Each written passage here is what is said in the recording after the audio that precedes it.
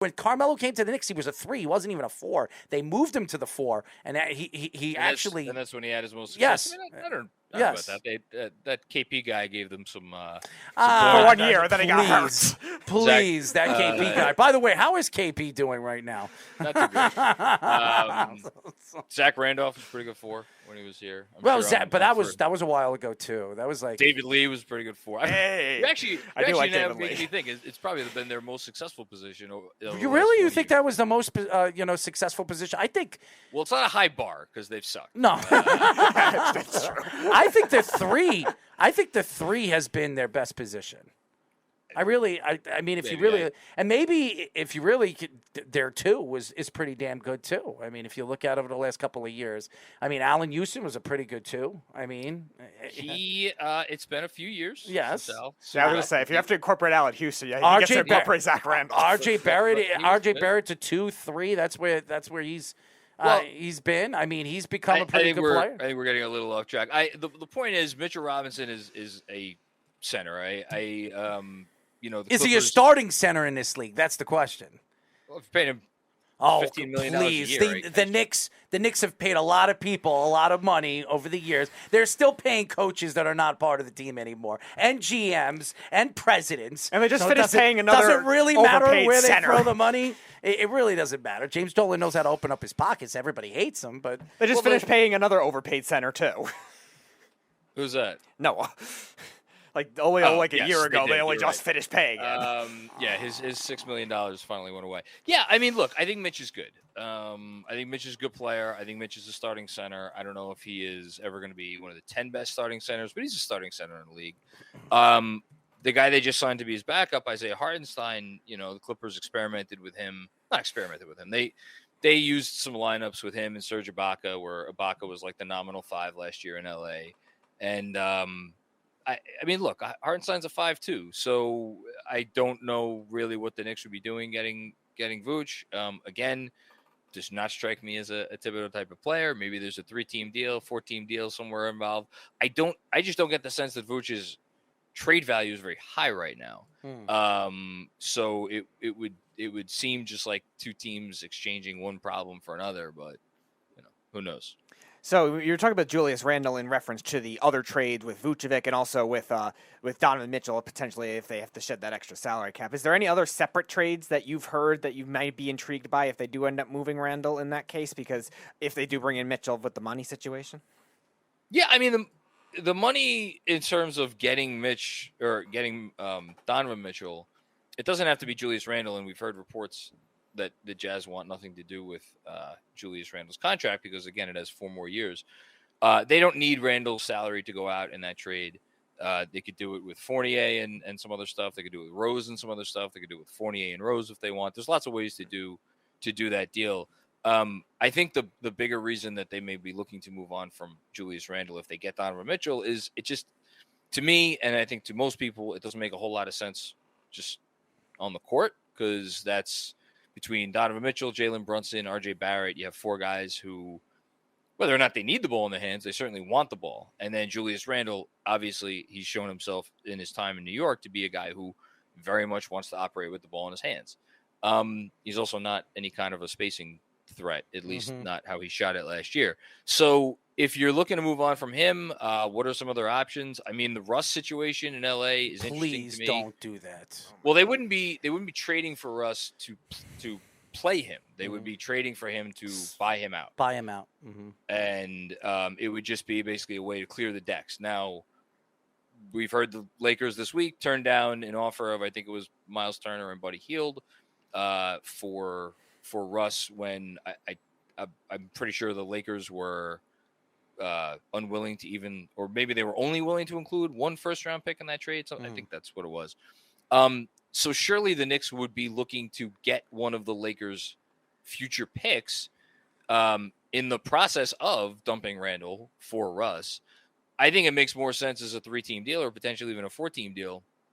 And then you just send Russ over to Utah, let them, deal with his salary.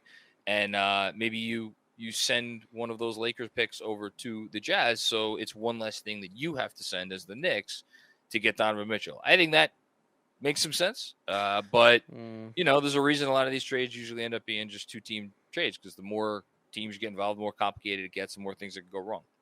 As everybody knows, we are talking to Dean Knicks Film School, Jonathan Macri, and it's so funny that you said you bring up Julius Randle. Why are the Knicks bringing him as a recruiter?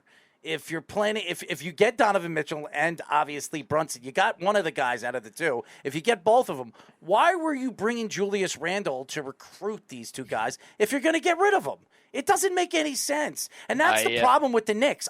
None of the things that they do, and I love the Knicks. They're one of my favorite sports teams. They never make sense. None of the things they do makes ever any sense. I don't know that they were bringing him as a recruiter. It seemed pretty. Why would they bring him? I mean, he's from Dallas. So we'll bring him. He'll hang out in Dallas, and we're hanging out with Worldwide West and Allen Houston. He's talking to both players after the game, and I look pretty much recruiting to me. I mean, I'll say this: I've been very curious. Again, I kind of referenced this already. What their stance towards Julius Randle is since the season ended, because he obviously was a disaster last year. And why do they say he was a disaster? He averaged 20 and 10. He wasn't that bad of a disaster. I mean, he wasn't as efficient as he was the year before. Well, he was the least efficient, high-volume player in the sport of basketball. Okay. But it wasn't that bad. I mean, 20 and 10. No, it was actually that bad, and, and worse than that bad. Yes, really? I have to look at this. Yeah, I mean, I don't know. Were they bringing him along so it didn't look as bad that they were, blatantly watching a game between Jalen Brunson and Donovan Mitchell? Maybe. I don't know. It doesn't really matter to me. Julius Randle is not. To me, it's a matter of it's a matter of when, not if they get rid of him. I think at some point he's not going to be a member of the team anymore. It's just a matter of if they prioritize trying to get some value for him right now, or if they're, like I said, just trying to get out from under the contract. We'll see. So is there any other targets that you've heard for the Knicks in terms of maybe even other trades they can make, because Donovan Mitchell's the main one too, with these other role players or depth that you've heard in this offseason? No, I mean Melo's the one you always hear. I mean, he's still out there. Yeah. I think there's a world where if they do find a new home for Randle, or even and I don't want to think about this because I like Obi Toppin a lot. If they have to give up Obi Toppin in the Donovan Mitchell trade, in either of those scenarios, you're looking potentially for a backup four. Is Carmelo Anthony the best backup four in the world? No, but I mean, look, you're not winning a championship next year anyway. You could do worse things than bring him back for a retirement tour of sorts to play 10, 15 minutes a game off the bench. And provide some spacing at that position, which he could still do. That is the one thing Melo could still do. He could still provide spacing. He shot the lights out of the ball in LA last year, from 3-point range at least. So other than that, I think it's just coming down to Mitchell, and then if they get involved with the Russ thing, and then you see if Melo's back. But they did their work, I think, already. Obviously, Mitchell trade aside. Just so you know, I'm not a big Julius Randle fan. But for anybody to say a guy that averaged 20, 29, and 5 last year, his field goal percentage was a little bit over 40%. His 3-point, as a power forward, he was averaging over 30% at the 3-point line, and his free throws were at 76%. Those aren't bad numbers. I wouldn't say, oh my God, it was a horrible season. I mean, he had an efficient season. I mean, where I would rank him in the power forwards last year, probably 15, 16 from the year before, where he was in a top 10 and some aspects of his game, and he was a comeback player of the year. But to say that Julius Randle wasn't efficient last year and he was horrible, I hate when Knicks fans, and I'm not saying you, but Knicks fans telling me Julius Randle's he's horrible, he's terrible. We need to get the hell away from him. I mean, there are players who are not talented enough to compete at the NBA level. Mm-hmm. That's not Julius Randle, which I think is what made his season so frustrating, because when it was clear that the efficiency wasn't there in a lot of those games, instead of turning around and, putting forth maybe a little bit of extra effort on defense, or, not dribbling into a double or a triple team, and all the maddening little habits that Julius displayed in his first year here that had people wanting him, on the first train out of town 2 years ago. a lot of those habits came back. And the guy who made the extra effort and all the little things that he did to that led to winning basketball during the 2020-21 season, none of that stuff happened last year. So I don't want to say, I mean, he's talented. He's incredibly talented, which is why some team is probably going to look at him. I know you believe that, but I'm looking at his numbers. Besides his points, 24 to 21 last year, I know it means nothing. But even his field goal percentage, it means something. But like Russell Westbrook averaged 20 points last year. Right, his field goal percentage the year before that he was a comeback player of the year was a .456. That last year was .4. 411. It's not that much worse than he was the year before, where he was comeback player and an All-Star. It wasn't that bad. His 3-point percentage going down from 41% to 31%. Yeah, was that game dipped. That dipped. Yes, it did. He forced a lot of 3-point shots. But I mean, yes, the dirty little secret is that even in his comeback player of the year, not comeback player of the year, his most improved player, which I think it's the comeback player of the year. They change these names. They're just there's a new award every day. It's just I'm so tired of these awards. Just give them one award. Stop with the most comeback. I mean, razzle dazzle. Give me a damn friggin' award and be done with it. The year he won the aforementioned award, he wasn't really terribly efficient in that season either. At least not compared to most of the guys that were on the All-NBA team with him. But he got that designation and he got the MVP votes and the whole thing and all the accolades because he was very clearly the best player on a Knicks team that, wildly exceeded expectations.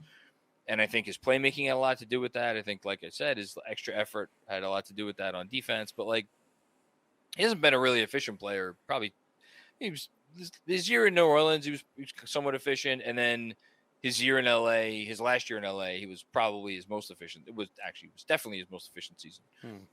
But like, look, here's part of the problem is, we're going into year 9, I think, of Julius Randle, and I think it's still unclear as to what role he can play on a team that is actually competing for a championship. We saw him play a role on a good team, but on a contending team, I think you're probably looking at someone who's going to need to take a step back and be more the third or fourth banana. And, it's tough for a guy who can't knock down an outside shot consistently to do that if that player also, isn't able to like play center and isn't able to give you, a lot of versatility on defense. Like they're just, he's a really tough fit, which is why, again, I think the Knicks would like to move on from him, especially now that they've made these other upgrades. It's just a matter of whether they can find a team willing to take him. Well, John, we really appreciate you joining us. You're awesome. And we want to get you on again if this Donovan Mitchell thing ever happens, if it ever happens. And let's hope as Knicks fans it does, because it'll give the Knicks a little bit of a spark. I mean, Jalen Brunson's not enough for me to say, oh, my God, the Knicks had a great offseason. You add somebody like Donovan Mitchell, it gives them something to brag, and they have bragging rights because then they got the 2 guys that they were looking to sign or go after in the offseason. So hopefully that happens. We'll get you on. We really appreciate it. Tell the fans how they can find you on social media. Yeah, you can just find me on Twitter. It's at JC Macri NBA, and then under the umbrella of Knicks Film School Podcast, Knicks Film School YouTube channel. By the way, it's a great show. Newsletter. It's a great show, by the way. Great thing that you're doing. I'm a Knicks fan, so since the last time you've been on my show, I've definitely checked out some of the stuff that you've been posting and everything like that. And you're Knicks, so anybody that's a Knicks fan out there and wants to check out anything that Mr. Jonathan Macri does, go check him out on Twitter. He's fantastic. Well, that is much appreciated. I appreciate you guys having me on. Hopefully they get Donovan Mitchell and we have something else to look forward to here in New York. Hopefully. About time. They deserve it. Instead of pulling my hair out of my head. I mean, why do you think I wear a hat half the time? Because I'm pulling my hair out of my head. But you're really wearing that hat of all hats. How do you like it, by the way? I kind of like it, It's a nice hat. Thank you.